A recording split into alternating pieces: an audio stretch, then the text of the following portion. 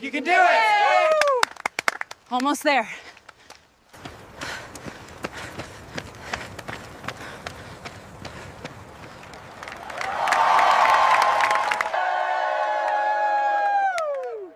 Way to go, Jenny.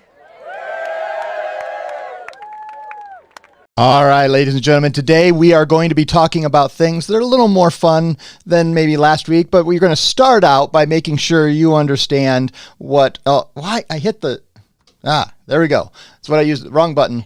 I'll get that fixed here in a second. The person in the middle of our screen did something remarkable over the last week, and I used a video prompt that I'm going to show how to do that. It took me about 5 minutes to do that. That person is what they think Jenny Rickle looks like. I just described her as a absolutely fit, beautiful, brown-haired person, and that's what they did. Jenny, what do you think of our AI video that I created in about 3 minutes? That was pretty good. Very, very, very impressed. Okay, what I'm more impressed with is tell us what it looks like at mile one. Like, where are the barriers when you're running 100 miles?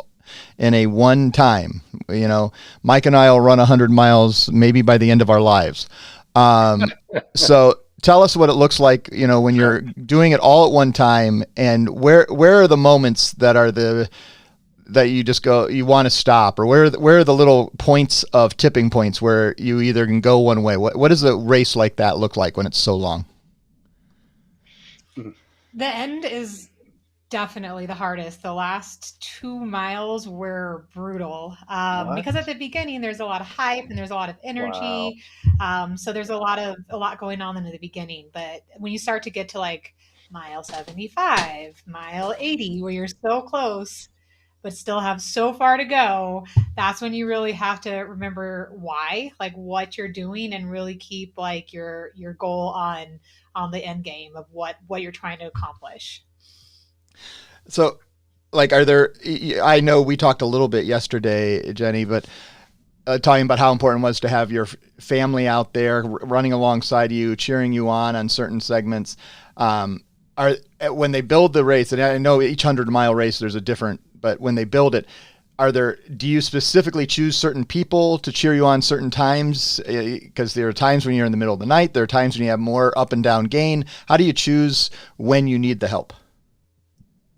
Yep. So I do run through the entire night, and that's when I choose to have the most support that I could possibly have. So I really didn't see anybody until about mile 42. And then it starts to be about 5 p.m. And then I saw my crew and my son, my husband, my best friends were all there. And it was such an uplifting moment. And then I had my husband, my son, and my best friend run with me throughout the night. Somebody ran from me from 8 to midnight. Somebody ran from me from midnight till about 4, and then 4 to about 8 a.m. So that was amazing to have that support when I needed it. I got to get these buttons right.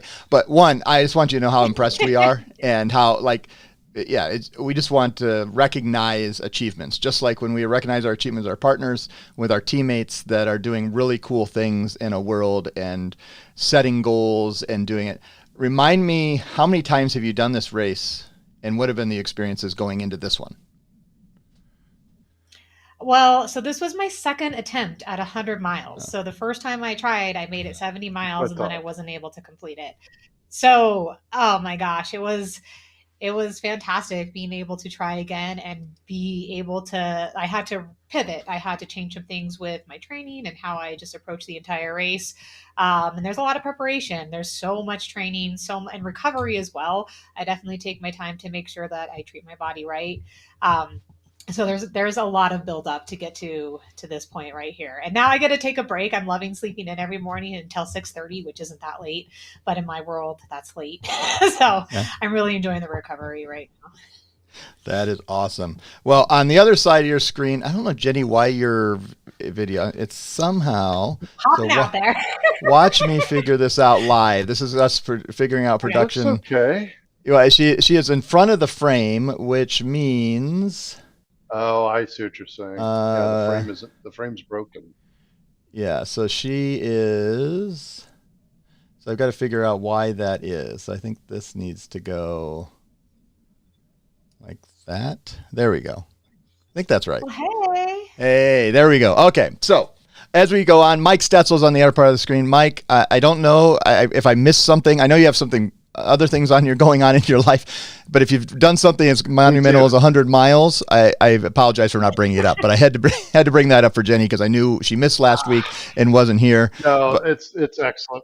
So, I love it. I love and, it, Jenny. I just was telling somebody about it, and it just I said you did this once before and got I thought to 60 or 70, and it's I don't know. It's just cool. It is. It's very cool and admirable. And just, I mean, I know this is a more, I don't know, popular thing to do now. There are a lot of runners who are training for this type of endurance, but it's still a couple thousand in the U.S. doing this. I don't know. Do you know the number, Jenny, of how many people attempt to run 100? There's 100 people. So 100 people. It was pretty small. Yeah. So you just think about that of all the runners in the world. You start with all the people, then you just go, let's take all the, I think in the U.S. that people who run regularly, it's somewhere around 100 that are adults, 120 million people run regularly. And I'm going to guess you're under 1,000 that are attempting to run 100 miles at one time. That's just awesome. You've set yourself apart and worked incredibly hard, which is awesome. So, all right. So we got a question already though. Oh, do Michael we? Whitlock. How did you build up stamina? I think we're going to have to scratch the AI just about now. We've thrown out this interesting topic. Well, did you say a lot of what?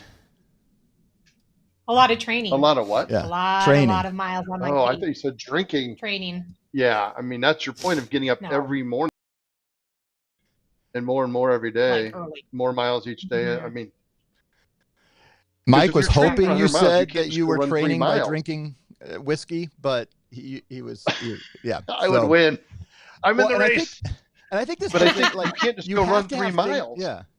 You have to have things in your life that you're going after and goals you're going after beyond business goals that help you do that. And it doesn't all have to be. I don't think at my age and my time I'm going to go after 100 miles, but for me there are other little goals that I'm always trying to strive after, and you just keep taking it day after day. And watching you do this, I think, what are some of my other bigger goals that I can make sure that are outside of my business world? Because they all should be together, but they all help us develop discipline and all help us, grow stronger together. So I just think it's a cool topic. You've set a great example for us. And we hope that I'm sure by next week you'll feel a lot better than this week. Hopefully the recovery is gradually. It was Taylor Swift night back in my house last night, and my two of my sons and my daughter and I were watching the Travis Kelce, Jason Kelce, and Taylor Swift New Heights video came out at 7:00 last night. So we had a whole Taylor Swift night, and we like football.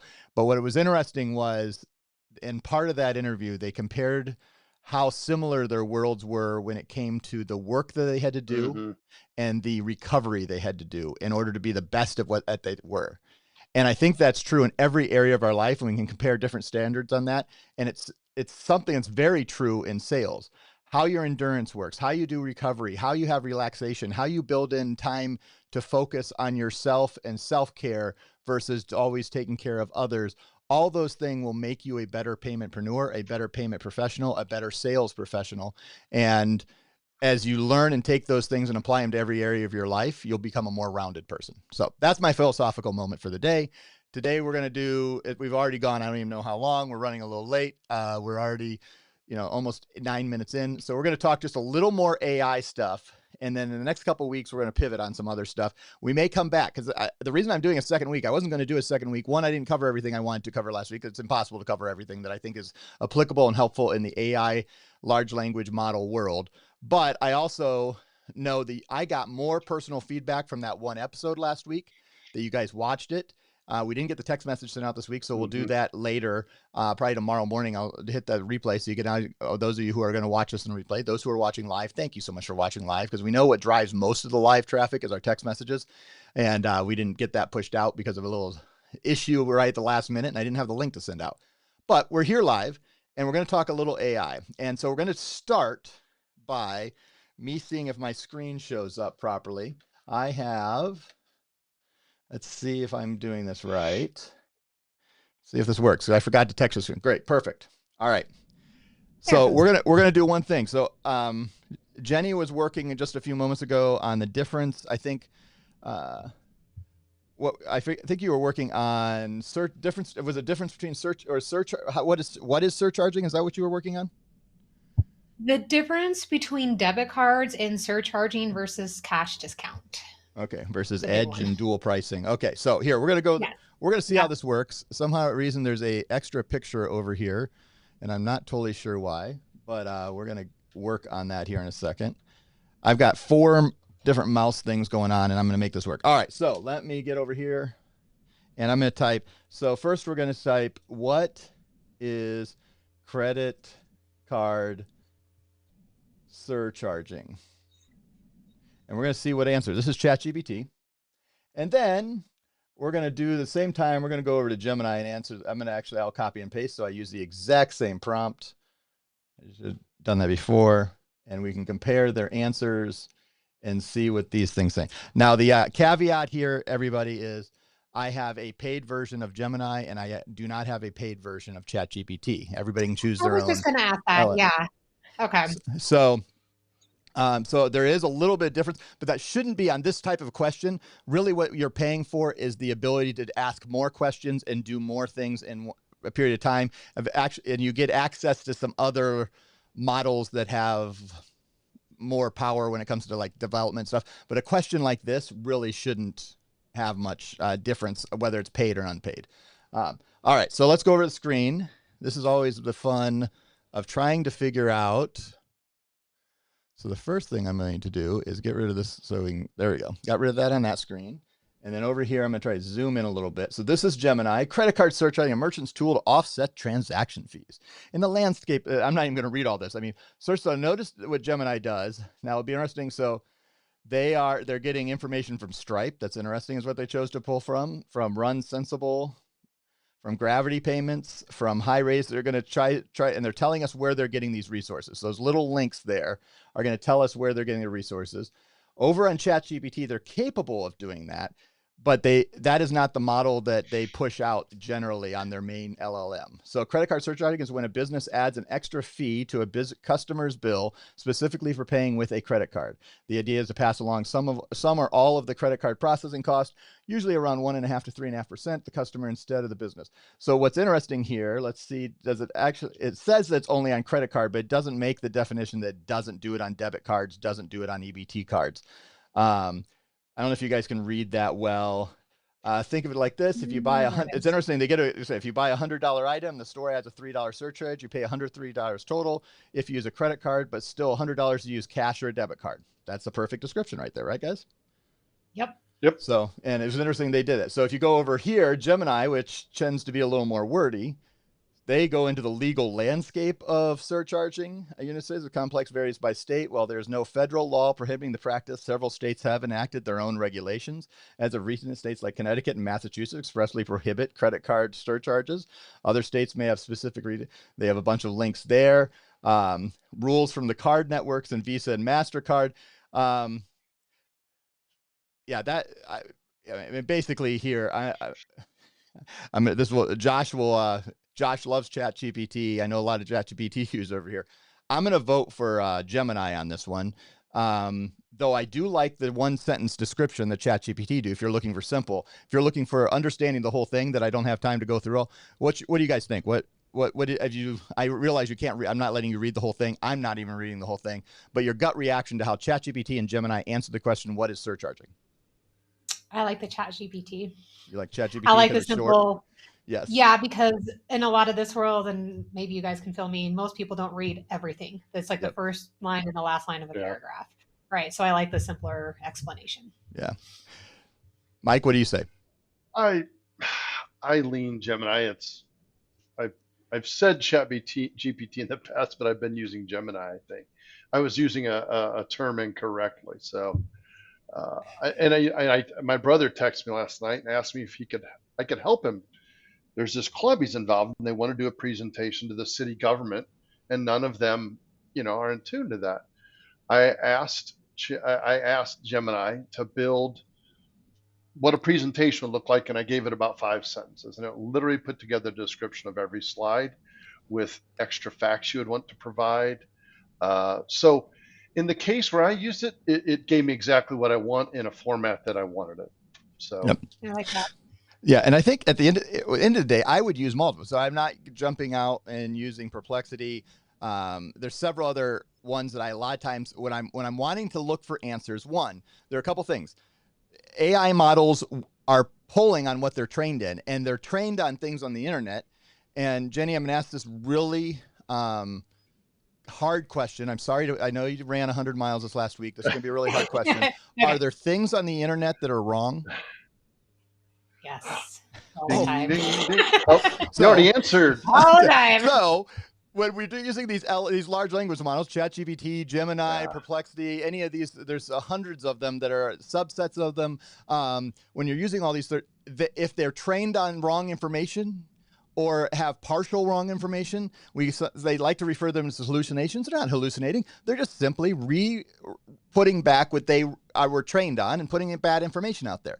So that's what I like in the ChatGPT is I think ChatGPT has the sentence that I may copy and paste and send to somebody, but Yes. Gemini gave me because one of the things I The also true did, explanation. they gave me Like, if look you at all wanna they gave understand. me a whole list of the sources of what people are saying about surcharging of where they pulled that information. And so all these are doing now. ChatGPT has a resource that does that as well. It's just not their main ChatGPT. Gemini just does that. But I am not 100% sure because I don't know how I'd have to log in as a different user, and not in order to not have the paid version and the top version of Google and Gemini. So I don't know.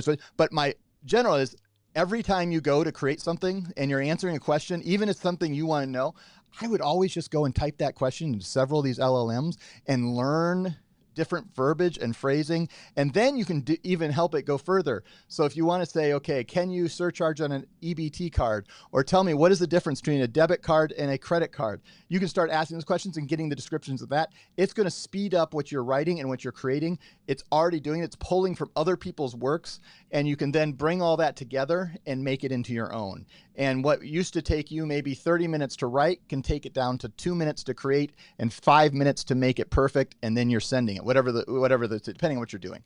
So there's lots of cool things that you can do there. Now, I am going to do another demo over here. Let's see. Oh, I realized I didn't sign in. I accidentally signed out here. Well, that's nice. Try signing in with a different account. No, I'm using the one I want to. There we go. Second time it always works. So this is what's called Google Flow. Okay. And I realized I wasn't showing it. There we go. Google Flow. I realized I was just showing myself as I was trying to show. So Google Flow is something I've been playing with. And that video that we started out with today, I created all in Google Flow. And so let me see if I can find my flow. It's up. And those video there. Okay. So this is the one I created. What I did is I put a couple prompts in and it created, and then I asked it to put them in. So you can see that I created a couple things and then I put them in all into what's called a scene builder, and I just downloaded it, and I didn't change anything. I just let it go the way I could have written, and I did this last night in literally probably 1 minute of my work time and 3 minutes each per each little video clip for it to create. So it's not a great demo because you type the prompt and then the prompt wait in the background. So what we are going to do is do one video prompt, and I'm going to put Jenny on the spot here, Jenny. Okay. So we want to come up. So a couple weeks ago, you asked me to create a unicorn video, and so I created a unicorn for you. So today, what type of video do you? Remember, these start in 8-second clips. What type of video about surcharging do you think we create? We're gonna see what this does. I just like doing things live. It may not work. We're gonna try. So what would be a prompt that you can think of something? A person walks into a room, into a store, presents a credit card, and pays 3% more. Something like that. Is there something, as you try to think about a quick 8-second video we could create about surcharging? Any ideas? Yeah, I mean, literally just what you said. So a customer walks into a flower shop, makes a purchase, and there's a 3% increase when they pay by credit card. All right.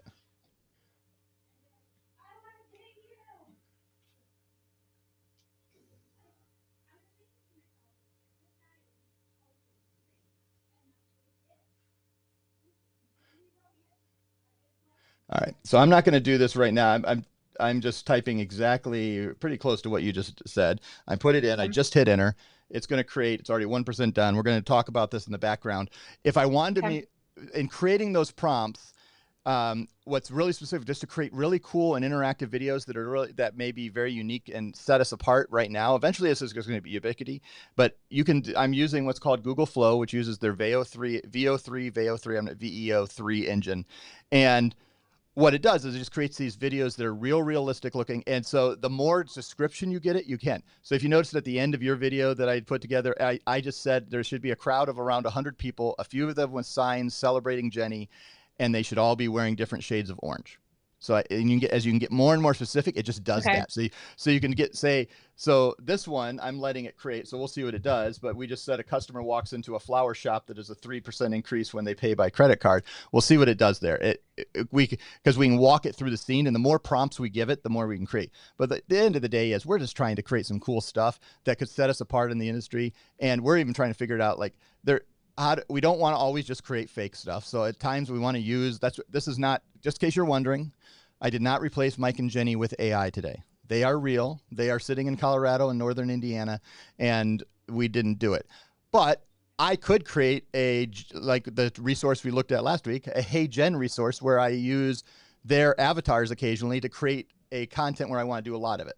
All right, so I think I've been vamping for 2 minutes, and we're going to watch live the clips here. Let's see what it says. Let's see what they do.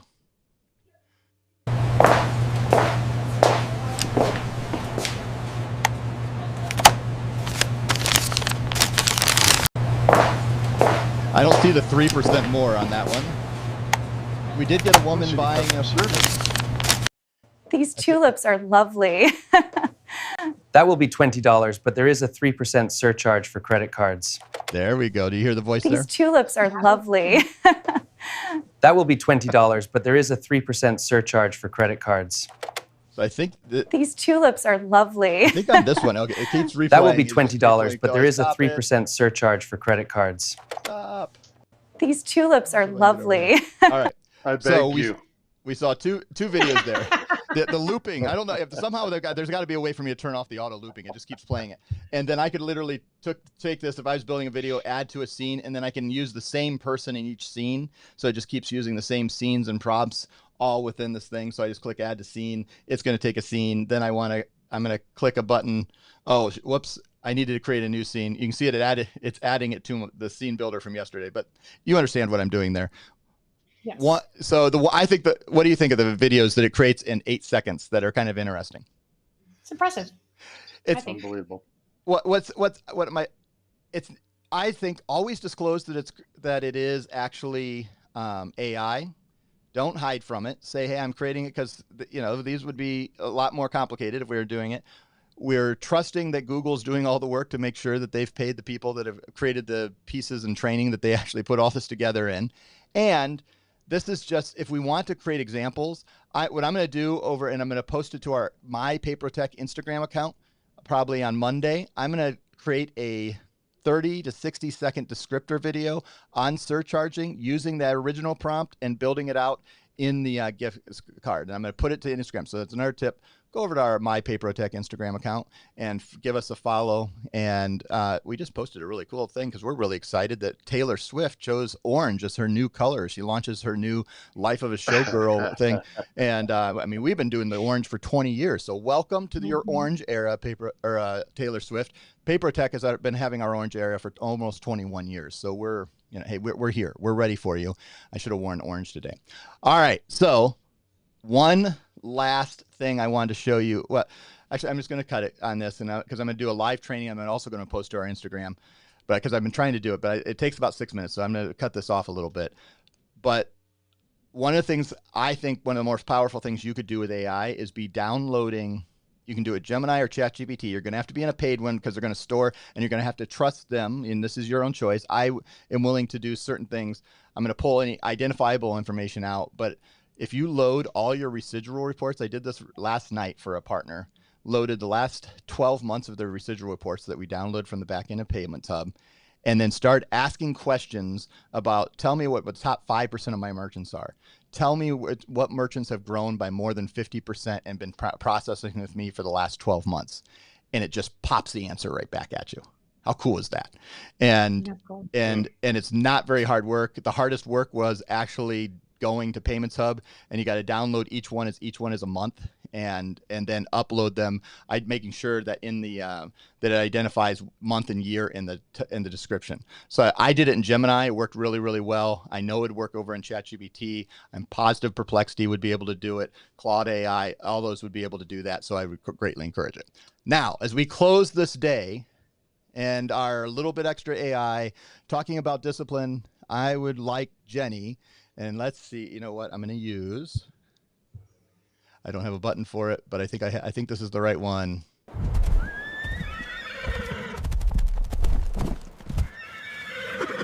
What's the final word, Jenny? Lauren spoke. You guys, use the tools and resources that are available to make yourself better, right? We have our baseline of what we know, and then let yourself grow. All of these awesome things that Nate has been showing with us, they can really just help your business grow and thrive, and use PayProTec to help you do that.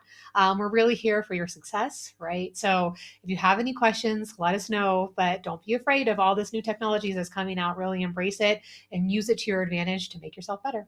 Hope everybody has a great weekend. I'm definitely going to get some rest. For all of you that are doing something super fun, enjoy. And for those of you who are resting like me, I mean, it's a balance. You got to do both. So hope everybody has a great weekend as well. Cool. On behalf of Mike Stetzel, Jenny Rickle, I'm Nate Manahan. This has been another Office Hours, and we'll see you next time, next Thursday, right around noon. See you, everybody. Bye, guys. See ya.